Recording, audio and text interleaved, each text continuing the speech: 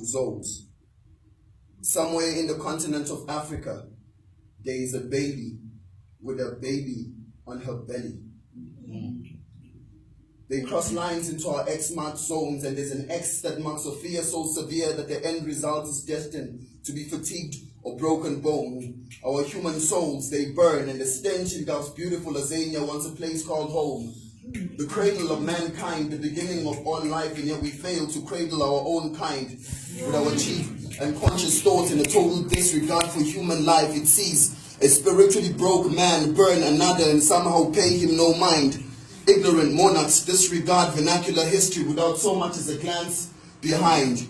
We are living a lie over propagandist orchestrated orders. The death of our dreams in township manifest in violent riots. The end result is a country in a blanket of chaos. Foreign by definition is strange or unfamiliar to a country agreed. But this should apply to all the borders, else it is simply just greed. Is it not the same air that we breathe? The same heartache and pain that we feel? Mother Africa lives, but Cain and Abel are busy fighting over her will's dividends. Mother Africa, remind your residents of Ubuntu's relevance. I mean, somewhere out there in the continent of Africa, there is a queen watching her king dethroned, and a safe in heavenly castles overthrown, all overthrown stones by angered souls in attempts to rectify the wrongs in a bucket system with too many holes. You know? But sometimes molds come up to the surface to tell us that the dead scream at the wrongs they face by the clattering of their bones, and hence earthquakes and tsunami unknowns. There are mystical emotions mixed by pungent stenches of a time when I was a school kid. I wish somebody had told me the truth. Instead, I was fed empty promises of a future that is best reserved for the deaf, paraplegic, or mute. And oh, how I wish that I knew that they never knew when they repeatedly told me that everything is gonna be fine. Liars, the whole bunch, because the only thing that is fine in my existence is the only type of spice I can afford.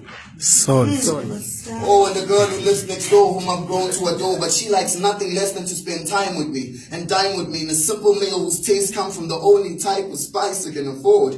Salt. I mean, I just, you know, I wish I was like 3 shades lighter and had blonde hair that's a whole lot straighter, you know? Take a gun and put it to my head and pull the trigger if you think I'm wrong for wanting to have been born with blue eyes and at a fridge that spewed ice and at a home that had a 6-digit price. Now wouldn't that be nice? I mean, honestly, can you blame me for wanting a surname that was easier on the tongue, like MacGyver, and had a bill the father who never wore suit twice and had his own personal driver? Pardon me, I meant chauffeur. And for sure, I would get my own for no reason but just for a show. Right in the back. So that he or she without similar dreams show me so by raising their right hand. So by the lack of hand, I conclude at least most of us are fans of the Irish band. Say, I wish I could build a mansion for all my family so we could be together again. Bring back my mom and dad, even though I know this wish is in vain. I mean, my life is crazy. You know, it's more pain. It's more pain gained than enemies slain. And a hole inside me that fills up whenever it rains and rains, but not from the clouds, from my eyes. Releasing water mixed with the only type of spice I can afford.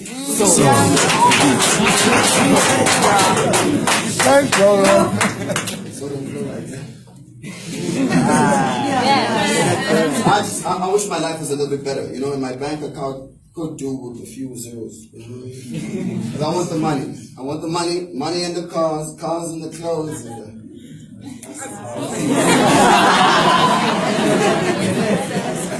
And the ho-ho-hos that Santa brings of us, I suppose.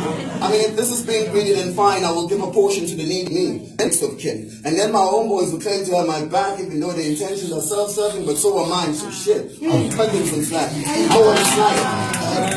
I know what it's like to be fed empty promises, triple BEE freedom, regardless that it's still a disadvantage to be back. This is a dream I share with the guy in the streets who come rain or sun, he sleeps in a sack. That 9-to-5 who makes a home out of a shack. That the tables of presidents and serves them snack. I mean, if this is our destiny on earth, then I think it's high time the Son of God came back.